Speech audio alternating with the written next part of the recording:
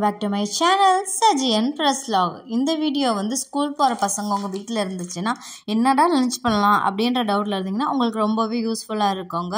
One டேக்கு ஃபுல்லான lunch and breakfast menu கொடுத்துருக்கேன், கண்டிப்பாக ட்ரை பண்ணி பாருங்கள். ஃபஸ்ட்டு நான் ஸ்நாக்ஸுக்கு பசங்களுக்காக பாப்கார்ன் தாங்க செஞ்சுருந்தேன். ஆக்டிவ் பாப்கார்ன் தான் வந்து செஞ்சுருந்தேன். இதில் வந்து எண்ணெயோ உப்போ நம்ம எதுவுமே சேர்க்க தேவையில்லை, அதுலேயே எல்லாமே இருக்குன்றதுனால டேரெக்டாக குக்கரில் சேர்த்துட்டு அதை வந்து லைட்டாக டோஸ்ட் பண்ணிக்கிட்டு அதுக்கப்புறமா கேஸ்கட் இல்லாமல் குக்கரில் வந்து நம்ம மூடிக்கணும். கேஸ்கட் போடக்கூடாது. மூடி ஒரு 2 நிமிஷம் வச்சிங்கனாலே சூப்பராகவே நல்லா பாப்பப் ஆகி வந்துடும். இதை மாதிரி பார்த்தீங்களா, சூப்பராக ரெடி ஆகிடுச்சு. கண்டிப்பாக ஸ்நாக்ஸுக்கு ட்ரை பண்ணி பாருங்கள், ரொம்பவே நல்லா இருக்கும், கிறிஸ்பாவுமே இருக்கும். ஒன்ஸ் நீங்கள் ரெடி பண்ணி வச்சுட்டு ஏர்டைட் கண்டெய்னரில் போட்டு வச்சிங்கன்னா 1 வாரம் வரைக்கும் நமத்து போகாமல் இதை மாதிரியே நல்லா கிறிஸ்ப் அண்ட் சாஃப்டாக இருக்கும். கண்டிப்பாக பண்ணி பாருங்கள். ஸ்நாக்ஸுக்கு வந்து பாப்கார்ன் கூட கேரட் அண்ட் ஹோம்மேட் சாக்லேட் 2மே தான் பாப்பாவுக்கு வச்சுருந்தேன். அப்புறம் பெரிய பாப்பாவுக்கு கூட வந்து ட்ரை ஃப்ரூட்ஸ், இது கூட நான் சாக்லேட் வச்சுருந்தேன். இதுக்கப்புறமா மார்னிங் பிரேக்ஃபாஸ்ட்டுக்கு சுட சுட இட்லி தாங்க ரெடி பண்ணியிருந்தேன். ஆவி பறக்க பறக்க ரொம்பவே சூப்பராக ரெடியாக இருந்துச்சு. அப்புறமா இது கூட தக்காளி சட்னி, இப்படி ஒரு தடவை தக்காளி சட்னி செஞ்சு பாருங்கள், டேஸ்ட் அட்டகாசமாக இருக்கும். கொஞ்சமாக எண்ணெய் ஊற்றிட்டு விரல் சைஸ் அளவுக்கு இஞ்சி, அது கூட வந்து பச்சை மிளகா வதக்கும் போது லைட்டாக மேலே ஒரு கீரல் போட்டுட்டு வதக்குனிங்கன்னா வெடிக்காது.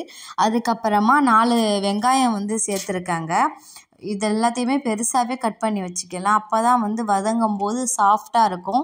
அந்த வெங்காயத்தோட கேரமல் டேஸ்ட் ரொம்பவே நல்லாயிருக்கும். அப்புறமா தேவையான அளவுக்கு உப்பு, இது எல்லாத்தையுமே சேர்த்து நல்லா மிக்ஸ் பண்ணதுக்கப்புறமா 4-5 கட் பண்ணி வச்சுருக்கிற தக்காளி, அதுவும் வந்து 4 சேர்த்துக்கிறாங்க. இது எல்லாத்தையுமே வந்து சேர்த்து சிம்மிலேயே வச்சு நல்லா மிக்ஸ் பண்ணி வதக்கி விடுங்க. இதை மாதிரி எப்போயுமே நீங்கள் தக்காளி சட்னி செய்யும்போது ஸ்லோ ஃப்ளேமில் வச்சு நல்லா பொறுமையாக வதக்கி இந்த அளவுக்கு செஞ்சிங்கன்னா டேஸ்ட் நல்லாவே இருக்கும். இப்போ ஆறுனதுக்கப்புறமா ஒரு மிக்சர் ஜாரில் வந்து சேர்த்துக்கிடலாம். எல்லாத்தையுமே எடுத்ததுக்கப்புறம் தண்ணி கொஞ்சம் கூட சேர்க்காம நம்ம அப்படியே கெட்டியாக அரைச்சி எடுத்தோம்னா நல்லா ஹோட்டல்லலாம் கொடுக்குற மாதிரி ரொம்பவே சூப்பராக இருக்குங்க. அதுக்கப்புறமா இதுக்கு நம்ம வந்து தாளிப்பு போட்டுக்கலாம். கொஞ்சமாக கடுகு, கருவேப்பிலை, இது 2 மட்டுமே தான் போட்டேன். சட்னிலே அதிகமாக பச்சை மிளகாய் சேர்த்தேன் அப்படின்றதுனால தாளிப்புக்கு நான் காஞ்ச மிளகாய் சேர்த்துக்கலைங்க. லாஸ்ட்டாக பெருங்காயம் சேர்த்து வதக்கி அது தலையில் கொட்டினீங்கன்னா அவ்வளோதான், சூப்பர் டேஸ்டான கார சட்னி ரெடி ஆகிடுச்சு. கண்டிப்பாக ட்ரை பண்ணி பாருங்கள். இல்லைனா இதே மாதிரியே தான் நீங்களும் செய்வீங்கன்னா கமெண்ட்டில் சொல்லுங்கள். பஞ்சு மாதிரி இட்லி, அது கூட இந்த கார சட்னி செம காம்பினேஷன் இல்லை. நெக்ஸ்ட்டு வந்து லஞ்சுக்கு சிக்கன் 65யும் அது கூட வந்து ஃப்ரைட் ரைஸும் தான் ரெடி பண்ணியிருந்தேன். மஞ்சத்தூள், மிளகாத்தூள், கரம் மசாலா, தேவையான அளவுக்கு உப்பு, அது கூட வந்து 1.5 ஸ்பூன் அளவுக்கு இஞ்சி பூண்டு பேஸ்ட் சேர்த்துக்கிறேன். இது எல்லாத்தையுமே சேர்த்து நல்லா மிக்ஸ் பண்ணி கொடுங்க. நல்லா மிக்ஸ் பண்ணிங்கன்னா தான் உங்களுக்கு சிக்கனில் ஃபுல்லாக நல்லாவே மசாலா இறங்கும். அதுக்கப்புறமா தான் நான் கார்ன்ஃப்ளவர் சேர்ப்பேன், ஃபஸ்ட்டே சேர்க்க மாட்டேன். இது எல்லாத்தையுமே சேர்த்து நல்லா மிக்ஸ் பண்ணதுக்கப்புறமா ஒரு 2.5 ஸ்பூன் அளவுக்கு கார்ன்ஃப்ளவர் சேர்த்துக்கிடலாம். நல்லா இதையும் சேர்த்து மிக்ஸ் பண்ணிக்கோங்க.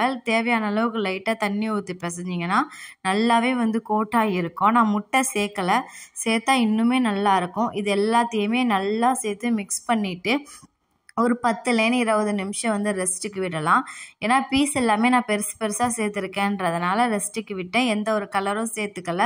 உங்களுக்கு வேணும்னா நீங்கள் வந்து கலர் சேர்த்துக்கலாம். மோஸ்ட்லி கிட்ஸுக்கு கொடுக்குறோன்றதுனால கலர் சேர்க்காமல் செய்கிறதே நல்லது. இப்போ ஆயில் வந்து நல்லா ஹீட்டாக இருக்கும்போது மிக்ஸ் பண்ணி வச்சுருக்கிற ஒரு சிக்கன் 65 வந்து அடுப்பில் சேர்த்துக்கோங்க. எப்பயுமே சிக்கன் 65 நீங்கள் வந்து எண்ணெயில் சேர்க்கும் போது எண்ணெய் நல்லா சூடாக இருக்கணும். போட்ட 1 நிமிஷத்துக்கு அப்புறமா ஃப்ளேமை வந்து மீடியம் ஃப்ளேமில் வச்சுட்டு திருப்பி போட்டிங்கன்னா ஒன்றோட ஒன்று வந்து ஒட்டாது. இதை மாதிரி சூப்பராக உதிரியாக கிடைக்கும். இதோ பாருங்கள், நல்லா வந்து மசாலா கோட்டட் ஆகிருக்கு. அதே மாதிரி எண்ணெயிலையும் வந்து பிரியவே இல்லை. இதை மாதிரி சூப்பரான பர்ஃபெக்டாக 65 ரெடி ஆகிடும். கண்டிப்பாக இந்த மெத்தடில் வந்து ட்ரை பண்ணி பாருங்கள். கலர் கூட நேச்சுரல் கலராக ரொம்ப நல்லா இருக்குல்ல.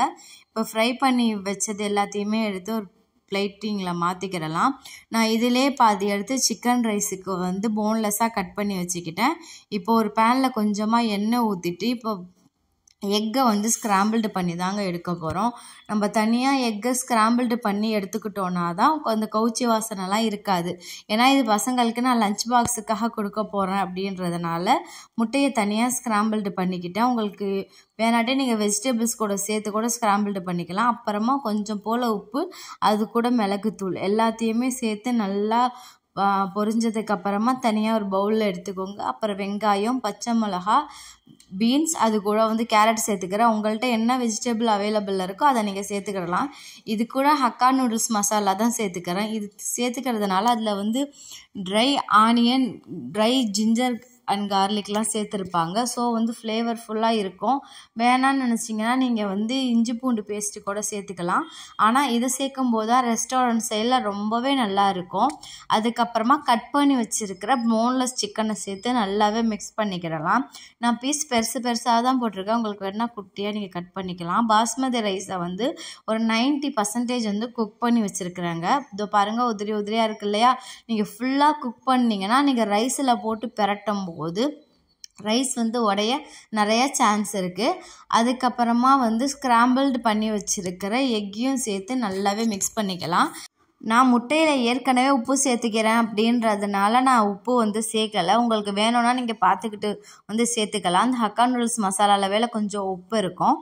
அதனால லாஸ்ட்டாக கொஞ்சம் பெப்பர் தூக்கி இறக்குனீங்கன்னா சூப்பரான ரெஸ்டாரண்ட் ஸ்டைல் ஃப்ரைட் ரைஸ் தயார். கண்டிப்பாக ட்ரை பண்ணி பாருங்கள். டேஸ்ட் ரொம்பவே அட்டகாசமாக இருக்கும். உங்கள் கிட்ஸ் மட்டும் இல்லை, வீட்டில் இருக்கிற எல்லாருமே விரும்பி சாப்பிடுவாங்க. அவ்வளோ நல்லா இருக்குங்க. கண்டிப்பாக ட்ரை பண்ணி பாருங்கள். சரி வாங்க, இப்போ எல்லாத்தையுமே நம்ம லஞ்ச் பாக்ஸில் வந்து பேக் பண்ணியிருக்கலாம். Fried rice ready, chicken ready, morning பிரேக்ஃபாஸ்ட்டுக்கு தக்காளி சட்னி, அது கூட பஞ்சு மாதிரி புசு இட்லி எல்லாமே ரெடி ஆகிடுச்சிங்க. இப்போ பசங்களுக்கு லஞ்ச் வச்சு கொடுக்க வேண்டியதான். இப்போ ஃப்ரைட் ரைஸ் எல்லாத்தையுமே நான் வந்து பேக் பண்ணிக்கிறேன். இதே மாதிரி வீடியோஸை நீங்கள் ரெகுலராக பார்க்கணுன்னு நினச்சிங்கன்னா மறக்காமல் என்னோடய சேனல் சஜியன் ப்ரெஸ் வ்ளாகை வந்து ஃபாலோ பண்ணிக்கோங்க. யூஸ்ஃபுல்லாக இருக்கும்னு நினச்சிங்கன்னா உங்கள் ஃப்ரெண்ட்ஸ் அண்ட் ஃபேமிலிக்கும் வந்து ஷேர் பண்ணி விடுங்க. என்னோடய பெரிய பொண்ணு 5th படிக்கிறாங்க, சின்ன பொண்ணு UKG படிச்சுக்கிறாங்க. ஸோ அவங்களுக்கு ஏற்ற குவான்டிட்டிக்கு நான் வந்து ரைஸ் 2 பேருக்குமே தனித்தனியாக பேக் பண்ணுறேன். ஆல்ரெடி ஸ்நாக்ஸ் வந்து பாப்கார்ன் நான் வந்து பேக் பண்ணி வச்சுட்டேன். இப்போ எல்லாத்தையுமே வந்து கொடுத்து அனுப்ப வேண்டியதான். இன்றைக்கி என்னடா பசங்களுக்கு சமைக்கிறது, கொடுத்து அனுப்புறது அப்படின்ற ஒரு கன்ஃபியூஷன் இல்லாமல் இருக்கணும்னு நினச்சிங்கன்னா மறக்காமல் என்னோடய சேனலை வந்து ஃபாலோ பண்ணிக்கோங்க. ரெகுலராக வந்து லஞ்ச் பாக்ஸ் ரெசிபியை நான் அப்லோட் பண்ணுறேன். உங்களுக்கு ரொம்பவே யூஸ்ஃபுல்லாக இருக்கும். இல்லைனா யூஸ்ஃபுல்லாக இருக்கும்னு நினச்சிங்கன்னா உங்கள் ஃப்ரெண்ட்ஸ் அண்ட் ஃபேமிலிக்கு ஷேர் பண்ணிக்கோங்க. தேங்க்ஸ் ஃபார் வாட்சிங்.